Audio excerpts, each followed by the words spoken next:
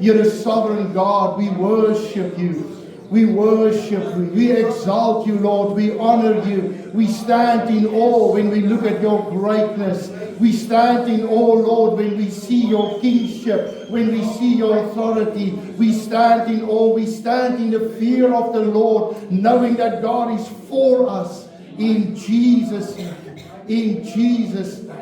In Jesus' name. Familie, daar's 'n skrif wat sê, laat ons dan met vrymoedigheid na die troon van genade gaan, om op die regte tyd gehelp te word, om genade te vind, en om op die regte tyd gehelp te word. Here, ons as familie, kom vanoggend, Here, met vrymoedigheid. Dankie, Here, dat as daar enigiets is wat vanoggend ons vrymoedigheid steel, en dan kom lê ons dit vandag neer. Here, dat ons kom met vrymoedigheid na die troon van genade. As daar enige gedagte, enige versinsel, enige stuk onsekerheid of vrees is, wat my beroof van my vrymoedigheid, dan kom lê ons dit neer, want die woord sê, laat ons dan met vrymoedigheid na die troon van genade gaan.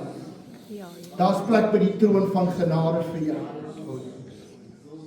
Daar's plek by die troon van genade vir my en vir jou. Halleluja, reg oor hierdie wêreld is mense besig om in sy naam by mekaar te kom, en daar's plek ook vir jou en ook vir my by die troon van genade. In Jesus' naam. In Jesus' name. May the grace of God be upon you. May His favor shine upon you. May the light of His glory shine in you and through you. In Jesus' name. In Jesus' name. Amen. Kom ons neem ons sitplekke. Mag die Here jou ryklik seën. Loof Koning Jesus. Loof Koning Jesus. Dit is goed om saam met jou te wees. Halleluja. In die week kuier my ma by my. Sy kom Woensdag deur en gisteroggend toe sy terug, want sy het 'n werk by haar kerk. Sy's amper 80, maar sy het werk by haar kerk. Sy moet seker maak die toilette ry nie sleg nie. Dat as iemand vra waar's die toilet, dat sy nie hoef te sê volg net die reuk nie. Sy het 'n job, so sy het nou gisteroggend gery. Maar sy sit een aand, sit ons in 'n gesels en ek en sy grap met mekaar en ons is heeltyd besig met mekaar. En ek sê vir haar, ma, wanneer laat ons maar tevrede? Getuig 'n bietjie. En sy dog eers ek raak haar nou aan weer te sê, ma is nie tevrede nie. Ek sê nee, dis nie die boodskap nie. Wanneer laat ons maar tevrede? Getuig 'n bietjie. En ek wil dit sommer op jou hart kom lê vanoggend. Wanneer laat ons jy tevrede? Getuig 'n bietjie. Getuig 'n bietjie tot jouself, tot die eer van God, en sê as dit vir die genade van die Here was. As dit vir sy goedheid was. So ek wil jou aanmoedig. Doen so 'n bietjie selfondersoek. Wanneer laat ons jy tevrede? Getuig 'n bietjie. Tydig en ontydig verkondig die woord, sê die skrif. Getuig 'n bietjie. Dit het 'n mooi verhaal uitgedraai, maar sy het nog steeds nie gebly vir die diens nie. Halleluja. Leef met 'n verwagting. Leef met 'n verwagting. Ons ken daai woord, ons gebruik dit. Ons gebruik dit alom bekend. In die kerk dan sal ons sê, jy moet kom met 'n verwagting. Ons sal vir mekaar sê, maar jy moet hier wees, het jy 'n verwagting? Ek wil vanmôre met jou gesels oor leef met 'n verwagting, alhoewel dit 'n woord is wat gereeld gebruik word. En ons sal ons mekaar daarmee uitdaag. En sal ons mekaar aanmoedig daarmee. En dis juist wat ek vanoggend wil doen. Ek wil jou aanmoedig en ek wil jou uitdaag met hierdie woord. Leef met 'n verwagting. Nie net vir op 'n Sondagoggend. Nie net vir wanneer ek in my binnekamer is. Leef met 'n verwagting. Ek is van mening dat die nagmaaltafel, alhoewel dit 'n viering is van die dood en die opstanding van Jesus Christus, is dit ook 'n erkenning dat ons verwag dat daar 'n dag sal wees wanneer die basuin sal blaas. Maar daar 'n dag sal wees wanneer Jesus sal kom op die wolke. Die woord sê, net soos wat hy opgevaar het, net so sal hy neerdal. Net soos wat hierdie nagmaaltafel herdenk die dood en die opstanding, wil ek vandag jou aanmoedig en uitdaag. Leef met die verwagting dat God op 'n bepaalde tyd, op 'n bestemde oomblik, sal kom om my en jou te kom haal. loof die naam van die Here. So, daar's 'n groot verskil tussen iemand wat bid en iemand wat bid met 'n verwagting. Daar's 'n verskil tussen iemand wat die woord lees en iemand wat die woord lees en werklik glo dat God deur daardie woord tot hom of haar sal spreek. Wanneer laas het jy die woord gelees met die verwagting dat God sal nou met my spreek? God will speak a word into my life. Ek maak die woord oop en ek verwag dat God met my sal praat.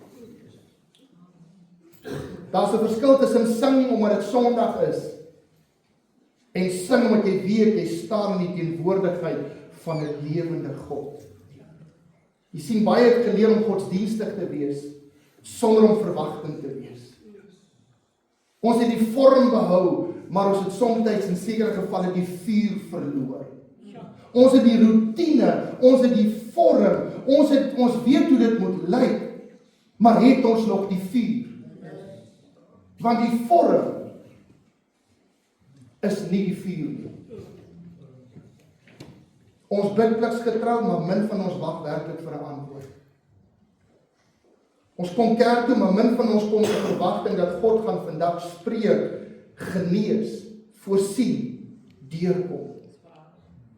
Ek dink een van die grootste gevare vir my en vir jou as kind van God is om gewoon te raak aan God. Gewoon te raak aan kerk, gewoon te raak aan dis nou wat ons doen. Ek is maar gewoon daaraan om in die oggend my stilte tyd te hou. Ek is maar gewoon daaraan, ekskuus, dis geniepsig, maar ek is maar gewoon daaraan om by die tafel te sit en te bid vir die kos. Ek vang my hierdie week telke male met daardie ding. Kom ons bid gou saam. En dan is dit dieselfde gebed. En dan vra ek myself, is ek besig om met 'n verwagting te bid? Of is dit net 'n vorm? Is dit net iets? Ons moet gou bid in die winter want ons is bang die kos raak koud. Maar ek wil vir jou sê dat as jou tafelgebed met vuur gevul is, sal jou kos op warm bly. Okay, dis hier die notas. Ons vrees vervolging, maar die vyand is heel gerus in die kerk sonder 'n verwagting. Ons vrees dat die vyand gaan kom vir ons en daar aanslae sal wees op ons lewe, maar ons is heel gerus. Die vyand is heel gerus wanneer ons maar net sit en in die vorm bly en nie die vuur verwag nie. Om gewoon te raak aan sy woord, gewoon te raak aan kerk, gewoon te raak aan die program en die verloop van 'n diens. Vanoggend was die tweede keer wat my vrou vir my vra. Sy het dit laas Sondag ook gedoen. Vra sy vir my, "Bokkie, gaan jy voor die musiek preek of gaan jy na die musiek preek?" En ek dink myself, ek sal jou sê as ons dit anders doen. Want ons het dit in die verlede al so gedoen. Iets sê vir my dat as my eie vrou al so gewoond is aan hoe kerk moet wees, dan moet ek dalk sê, kom ons verander net gou iets. Kom ons skop net gou so 'n bietjie, kom ons ruk net gou 'n bietjie die fondasie. So dalk volgende Sondag gaan ons voor op die graskerk hou. Net te wille van. Ek onthou die vorige gemeente, dit was 'n plat vloer gewees en daar was los stoele soos in die saal. En die Sondagoggend lei die Here my, maar ons moet in 'n groot sirkel sit. Nou ons was nie min mense nie, maar ons was ook nie verskriklik baie nie. Maar ek het pak toe so groot sirkel, was seker so 60 mense. Ek pak so groot baie sirkel en almal sit en nou praat ons oor om mekaar in die oë te kyk en familie en dies meer. En ek maak hierdie stelling en daar was 'n persoon, Piet Smit. Nie die sanger nie, 'n ander een. En hy's ook daar, hy en sy vrou, lieflike mense. En ek vra vir hulle, so wat beleef julle? Wat sien julle? Hoe is hierdie vir julle? En hy kyk so af en hy kyk so op, maar nou sit die hele gemeente sit in 'n sirkel. Hy kyk so af en hy kyk so op, hy sê, as ek geweet het ons gaan in 'n sirkel sit, het ek my skoene skoon gemaak. maar hoe is dit anders as 'n verwagting? Dat die Here net iets nuuts gaan kom doen. Net iets anders gaan kom doen. Ons doen die regte ding. Ons doen die gewoonte, ons doen die goeie gebruik, maar leef ons met 'n verwagting binne dit wat ons doen. Leef ons met 'n verwagting met dit wat ons aanpak. Want sien, verwagting is die atmosfeer waarin geloof groei. Hebreërs 11 vers 6, en jy ken dit. En sonder geloof is dit onmoontlik om God te behaag. Want hy wat tot God gaan, moet glo dat hy is. Eerste punt. Hy wat tot God gaan, moet glo dat God is. Ek en jy wat tot God gaan, moet glo dat God is. Moses vra vir hom, wie sal ek sê? Hy sê, ek is. Het jou gestuur. So wanneer jy na God gaan in gebed, in aanbidding, in prys, deur sy woord, wanneer jy tot God gaan deur dit wat jy doen en dit wat jy gee, dan is die eerste sleutel vir my en vir jou, ons moet glo dat God is. Dat God is. Want hy wat tot God gaan, moet glo dat hy is. En tweedens, 'n beloner is van die wat hom soek. Met ander woorde, wanneer ek hom soek, moet ek verwag dat hy homself vir my sal openbaar. Wanneer ek hom soek, moet ek verwag dat hy sal hom sigbaar maak, tasbaar maak, op 'n plek in my lewe my ontmoet. Want hy sê, wanneer ek na hom gaan, want hy wat tot God gaan, moet glo dat hy is, en 'n beloner is van die wat hom soek. Jesaja 55 vers 10 sê, want soos die reën en die sneeu van die hemel neerdal, en daarin nie terugkeer nie, maar die aarde weer vogtig, en maak dat dit voortbring en uitspruit en saad gee aan die saaier en brood aan die eter, so sal my woord wees. God kom en hy sê, kom ek gee vir julle 'n baie duidelike riglyn van hoe my woord sal wees in jou lewe. As jy wil weet wat is die impak van my woord, kom ek gaan vir jou 'n baie duidelike riglyn gee, soos die reën en die sneeu van die hemel neerdal, en daarin nie terugkeer nie, maar die aarde weer vogtig en maak dat dit voortbring. God se woord sal maak dat dit wat God in jou geplaas het, voort sal kom. Amen. Dit sal groei, dit sal na vore kom. Dit is ongelukkig so, dit wat binne is, kom uit. Maar God sê, wanneer ek met 'n verwagting na sy woord kyk, dan is dit wat binne is, na vore kom, dan kom woord na vore. Dan kom sy krag en sy karakter na vore. So sal my woord wees wat uit my mond uitgaan, dit sal nie leeg na my terugkeer nie. God stuur 'n woord in jou lewe met die hoop dat daar vrug sal wees. Amen. God stuur nie 'n woord sodat jy dit vir hom kan leeg terugstuur nie. Maar doen wat my behaag en voorspoedig wees in alles waartoe ek dit stuur. Weet jy dat God se voorspoed op jou reis is op sy woord? Amen. Hy stuur sy woord en dan is dit so asof hy vir sy woord sê, reisende genade, tot by daardie man, tot by daardie vrou, reisende genade. God se genade, se voorspoed is saam met elke woord wat hy vir my en jou gee. Verwagting is nie 'n verwagting wat op ons eie wense of woorde gegrond is nie. Dis 'n verwagting wat gegrond is op wie God is. My verwagting is gegrond op sy verbond met my. Dis gegrond op dit wat Jesus Christus aan die kruis vir my en jou gedoen het. Dis gegrond op sy karakter, op sy woord wat nie leeg terugkeer nie. Verwagting is gegrond op die karakter van God, nie in my vermoë om te glo nie. En ek wil dit net vir 'n oomblik pause. Verwagting is nie in my vermoë om te glo nie. Verwagting is grond gebou op God se karakter. Want of ek glo al dan nie, God bly onveranderlik God. Of ek glo of ek nie glo nie, God se genade bly. Of ek glo of ek nie glo nie, God se liefde is onmeetbaar. Amen. Maar prys die Here vir my en jou wat met 'n verwagting na hom kom en glo dat hy is en 'n beloner van die wat hom soek. So verwagting is gegrond op die karakter van God, nie in my en jou vermoë om te glo nie. Ons verwagting is nie gegrond op omstandighede nie.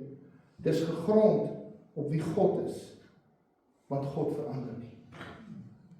En ek wil jou vanoggend aanmoedig en uitdaag, dat wanneer jy 'n verwagting het wat gebou is, of gevorm is rondom jou omstandighede, wil ek hê dat jy jou fokus sal verander en sê, Here, help my, I want to surrender to you, I want to focus on you, want my verwagting moet nie gevorm word op my omstandighede, dit moet gevorm word op die karakter en die plan van God vir my lewe.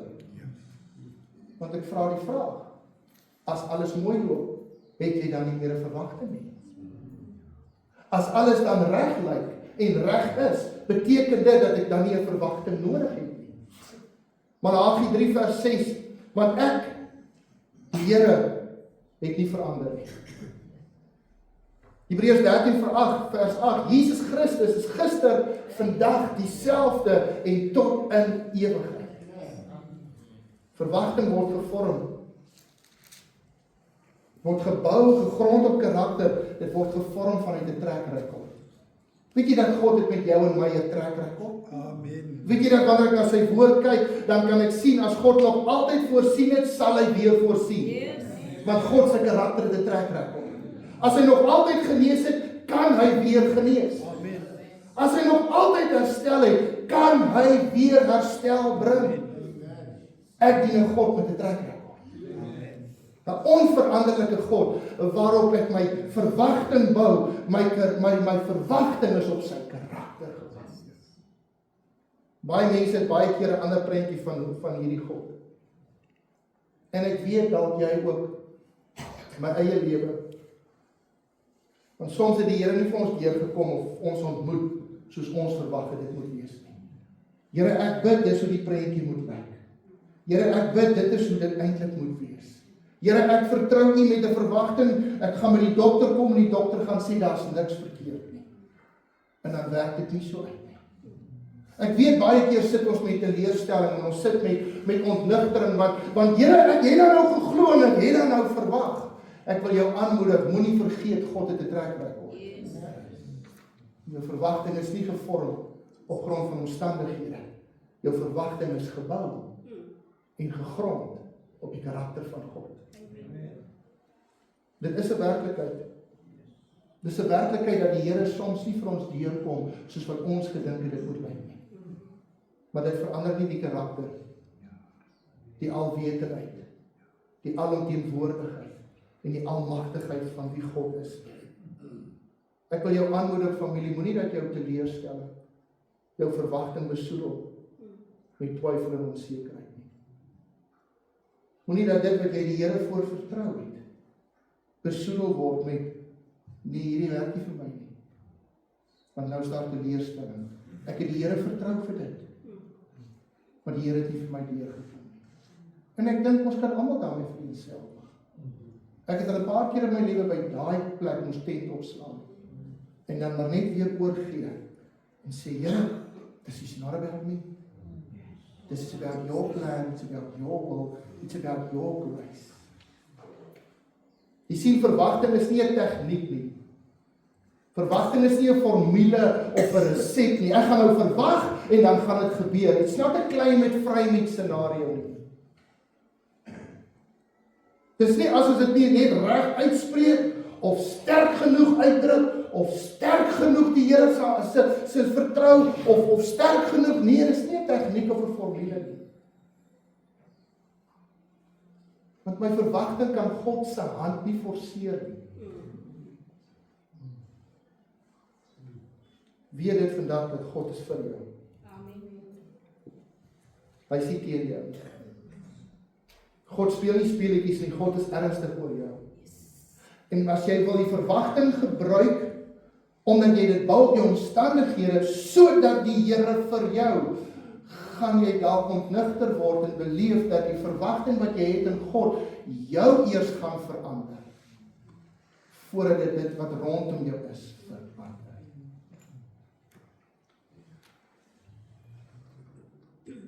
God se woord skep verwagting. Romeine 10 vers 17, die geloof is dis uit die gehoor, en die gehoor is deur die woord van God. Hoe ken ons daai vers tog nie? Hoe ken ons daai vers tog? En hoeveel keer gebruik ons dit? Die geloof is dis uit die gehoor is deur die woord van God. En dis my sleutel, hoe meer jy die woord lees, hoe groter word jou verwagting. Nie hoe groter jou omstandighede, hoe groter jou verwagting. Moenie die woord lees om meer kennis op te doen, maar eerder om te leer wie God is.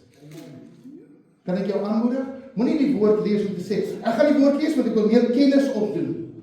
Nee. Dis 'n goeie wegspringplek, maar laat die woord wat ek lees eerder daarop gemik wees om God beter te ken. Want ons leer so God se krag, God se karakter. Dit lei my tot 'n plek van oorgawe. Jy weet ons dan, ten spyte van, sal ek hom loof en aanbid. Ken ons die vers? Kan ons dalk vandag soos Dawid verklaar in Psalm 119 vers 114, U is my skuilplek en my skild, op U woord wag ek. Op U woord wag ek. Familie, bid met 'n verwagting. Bid met 'n verwagting. Laat jou gesprekke met God nie net in die verbygaan wees nie. En ek kan 'n toets met jou. Hoeveel keer het jy jou kuite 3 waar gepomp wanneer iemand met jou praat en jy nie, of wanneer jy met iemand praat en daai persoon reageer nie? En as jy nou seker ouderdom het, dan weet ek, jy kan nou sê, man, draai net jou sompompie op. Maar ons kan nie daai heeltyd gebruik as 'n rede nie. Baie maal wil ons bid, en dan amen sê, dan staan ons op en ons gaan aan met ons dag, want ek het dit ons nou afgehandel. Maar om te bid met 'n wagtende hart en te sê, Here, ek bid, want U antwoord is vir my belangrik. Yes. Want gebed is 'n kommunikasie. Gebed is nie 'n inkoop die lys nie. Gebed is kommunikasie, dis nie 'n geskenkerlysie op Kersfees nie. Gebed is 'n dialoog tussen my en God. Maar dit kan net gebeur wanneer ons stil word en wag vir God. Bid met verwagting. Bid met die verwagting dat God hoor. Dat God sal reageer. Dat God sal antwoord. Jesus leer ons nogal om anders te bid. Markus 11 vers 24, alles wat julle in die gebed vra, glo dat julle dit sal ontvang. En julle sal dit verkry. Abraham het 'n belofte van God ontvang. Praat van wag. Abraham het 'n belofte. Inteendeel het 'n verbond van God gekry. Jou nageslag sal wees soos die sand aan die see, sterre in die hemel. Abraham kry 'n verbond, hy kry 'n belofte van God. En hy wag jaar in en jaar uit, en hy sien sy vrou raak ouer. En hy trek ook 'n keer nader, maar God het dan 'n verbond met my. Ja. Op 'n stadium neem hy reg in eie hande, en ons wil nie in detail daarop ingaan nie, maar op 'n stadium neem hy reg in eie hande, en Ismael, en God sê vir hom, maar jy en Sarah, en daar's 'n gelag. Want hoe kan dit wees?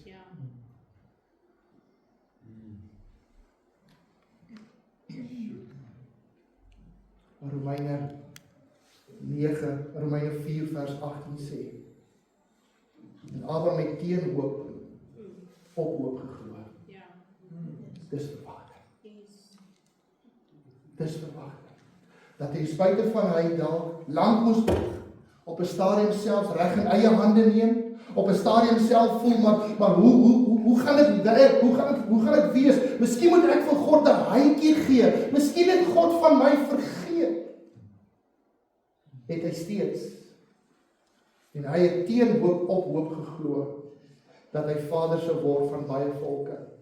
Volgens wat gesê was, so sal jou nageslag wees.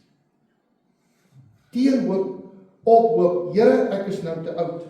Ek is nie eers meer hierdie kind se pa nie, ek is nie eers meer hierdie kind se oupa nie, ek kwalifiseer nou al vir 'n oupa grootjie vir my eie kind, so oud is ek.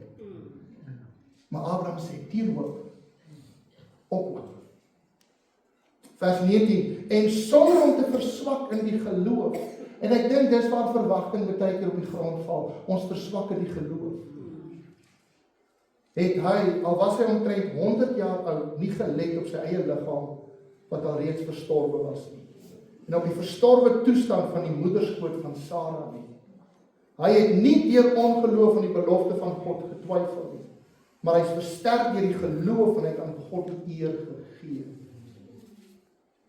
En was ten volle oortuig dat hy ook die mag het om te doen wat hy beloof het. Daarom is dit hom tot geregtigheid gereken. Daar is vir my twee goed wat uitstaan in hierdie vers. Die eerste een is, hy het nie verswak in die geloof nie. Hy het hom versterk in die geloof. Hoe doen hy dit? Woord, om die karakter van God te leer ken. Gebed, as 'n dialoog om te hoor wat sê God vir hom. Om in kontak te bly, hy het nie in geloof verswak nie. En tweedens, hy was ten volle oortuig. Ten volle oortuig. Daarom is dit hom tot geregtigheid gereken. Ek wil jou aanmoedig verder, aanbid met verwagting. So lees God se woord met verwagting. Bid met verwagting. En dan aanbid met 'n verwagting. Aanbidding verander nie God nie. Aanbidding verander my. Dit wat ons vanoggend gedoen het, ons het nie God aanbid sodat ons hom kan verander nie. Ons het aanbid want daardie aanbidding, soos wat hy sy troon in ons midde kom vestig, soos wat hy kom woon onder die lofsange van sy volk, verander dit my. Aanbidding is tot hom, maar dit rig my tot verandering. Dit verander my. Jy sien, is daardie dimensie waar Johannes gesê het, hy moet meer word en ek moet minder word. En dit kan slegs gebeur deur aanbidding. Aanbidding is nie net sing nie, dis nie net lofprysing en aanbidding nie. Aanbidding is 'n leefwyse, dis hoe ek gee, nie wat ek gee alleenlik nie. Nie wanneer ek gee alleenlik nie, dis hoe ek gee. Die woord van die Here sê, God het 'n bly moedig. Aanbidding is waar hy meer word en ek minder word. Here, nie my wil nie, u wil geskied. Jesus self het dit gebid. Nie u wil, my wil. Nie my wil nie, u wil. Jy sien, God woon in die lofsange van sy volk. Psalm 22 vers 4. Tog is u die heilige wat woon onder die lofsange van Israel. Toe Paulus en Silas in die tronk sit. Ek kan nog wel dink, jy's in boeye, jy's honger, jy's geslaan, jy's koud, jy's halfkaal. Ek het nie die prentjie gesien nie, maar ek kan 'n prentjie vorm. Ek kan nog wel dink, hulle sit hulle in die tronk en die laaste ding wat hulle voorlus is om te aanbid. Kan jy imagine? Ons sukkel soms op 'n Sondagoggend met warm klere in 'n lekker environment om te aanbid en lofprys en aanbidding te doen. Hoeveel te meer soos Paulus en Silas in 'n tronk. Ek dink dis die laaste ding. Dink ek. Maar daar het 'n paar goed gebeur. Toe hulle lofprysing en aanbidding doen. Die tronkdeure val oop, boeye val af.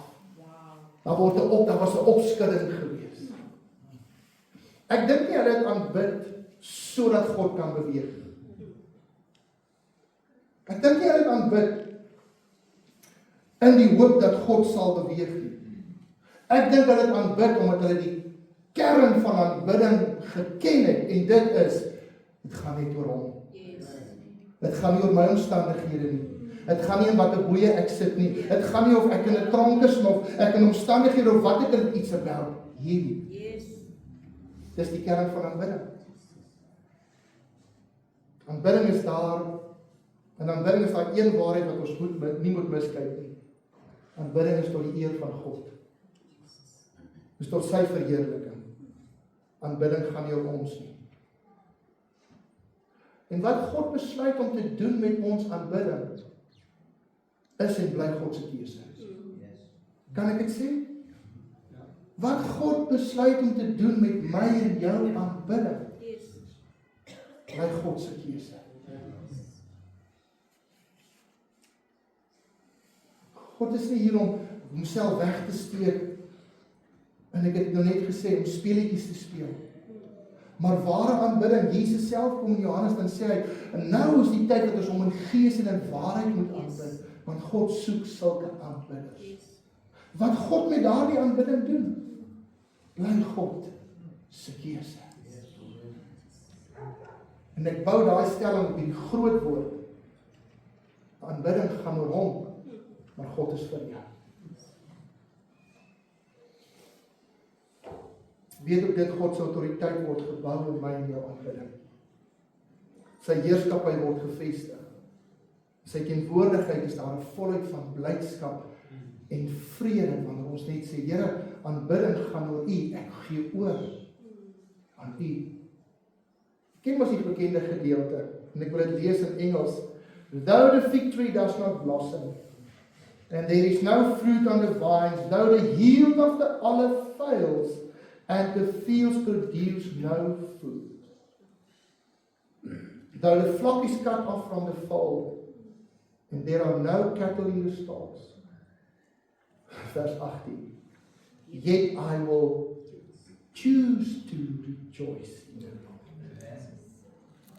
Verwagting is 'n keuse. Yet I will choose to rejoice in the Lord. I will choose to shout in exaltation in the victorious God of my salvation. Amen. Aanbidding is 'n keuse. Al lyk dit rondom my asof dinge nie gaan uitwerk nie. Aanbidding is 'n keuse, and I choose to honor God. Al sal die vrye woon. Dis hoekom ek jou wil aanmoedig, moenie jou verwagting bou op jou omstandighede. Bou dit op God se karakter. Bou dit op God se trekrekord vir jou lewe. As hy, sal hy. Hy het al, hy kan weer. Amen. Amen. Al gebeur dit nie soos ons dit beplan nie. Al werk dit nie uit nie. Nogtans, sê Habakuk die profeet, ek kies om te jubel in my Here. Ek sal juig in die God van my heil. Ek wil afsluit. Soek God met 'n verwagting. So, lees sy woord met 'n verwagting, bid met 'n verwagting, aanbid met 'n verwagting. Soek God met 'n verwagting. Soek God met 'n verwagting. Soek hom, omdat hy wil hê dat ons hom sal vind. Jeremia 29 vers 11, want ek weet wat 'n gedagtes ek kan gaan, die Here koester, spreek die Here. Gedagtes van vrede. Vrede. Is daai asemhaal oomblik. Vrede.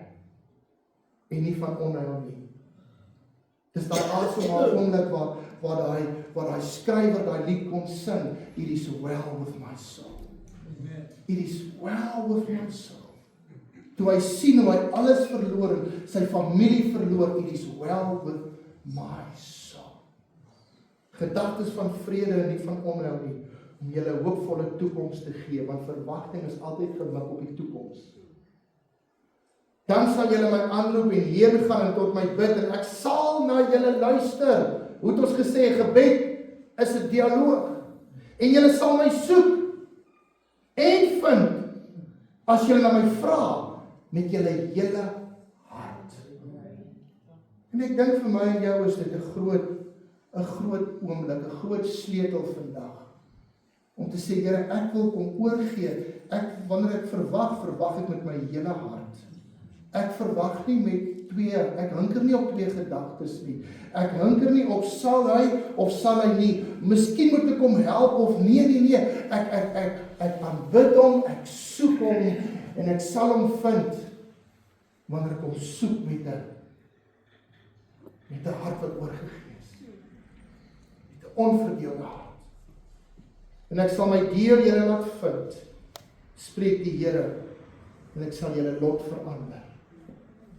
So ek bou my verwagting op God se karakter En God sal my lot verander, soos God dit goed dink. Baie keer beperk ons God met hoe ons dink God dit moet doen. Ek kan laat God vandag God wees. God het nie sy gedagtes aangaande jou vergeet of verander nie. Wanneer jy hom soek, verwag om hom te ontmoet. Verwag dat hy homself in jou sal openbaar. Wag, laaste punt, wag met 'n verwagting. Lees sy woord met 'n verwagting. Bid met 'n verwagting. Aanbid met 'n verwagting. Soek hom met 'n verwagting en dan wag met 'n verwagting. Verwagting beteken vertroue. Jesaja 40:28, weet jy dit nie? Of het jy dit nie gehoor? 'n ewige God is die Here, skepper van die eindes van die aarde. Hy word nie moeg of mat nie, daar is geen deurgronding van sy verstand, want God is God. Familie, hy gee die vermoeide krag. Hy gee die vermoeide krag. En hy vermenigvuldig sterkte vir die wat geen kragte het nie. Hy vermenigvuldig sterkte vir die wat geen kragte het nie. Weet jy wat sê daai skrif eintlik? God se krag. Hy kyk nie na jou en sê, "Oek, jy's swak, jy het geen krag nie." Hy sê, "Kom ek kanaliseer 'n dubbele porsie van my krag na jou toe." Wanneer jy wag met 'n verwagting. Hy gee die vermoeide krag van menigvuldig sterkte vir die wat geen kragte het nie. Die jonges word moeg en mat, die jong manne struikel selfs. Maar die wat op die Here wag, kry nuwe krag. Die wat op die Here wag, kry nuwe krag. Hulle vaar op met vleuels soos die arende. Hulle hardloop en word nie moeg nie, hulle wandel word nie mat nie. Familie, ons gebruik nagmaal, en ek het dit in die begin gesê. In die erkenning van Jesus se oorwinning. Hy het sonde, siekte oorwin. Dis hoekom ons nagmaal gebruik. Maar kan dit vanmôre anders wees ook? Dat saam met hierdie erkenning, ek en jy ook kan sê, Here, hierdie tafel spreek ook vandag van my verwagting. Dat as daar siekte of nood of 'n tekort is, dat hierdie tafel my herinnering is, dat Jesus het ook vir my die prys betaal. Kan ons vandag hierdie tafel erken met die verwagting dat ons erken nie net die dood en die opstanding van Christus, maar ons erken ook die verwagting dat in elke situasie hy ons die krag sal gee om op te staan te midde van ten spyte van. Ek wil jou aanmoedig met dit. En ek gaan jou nooi om na vore te kom en nagmaal te kom gebruik. Ek wil jou aanmoedig met dit. Kom gee vanmôre jou verwagting vir die Here. Kom gee vanmôre jou verwagting. Sê, Here, dis my verwagting. Ek bou dit nie op my omstandighede nie. Ek bou dit op U karakter. Kom ons bid saam. Vader, in hierdie oggend weet ons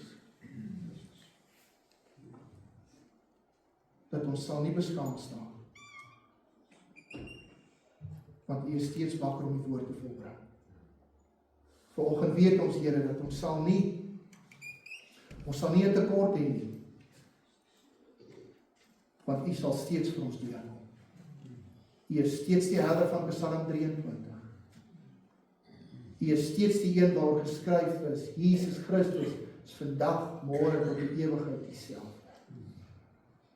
Ek dank U vandag, Here, vir die wete dat ons verwagting is in U.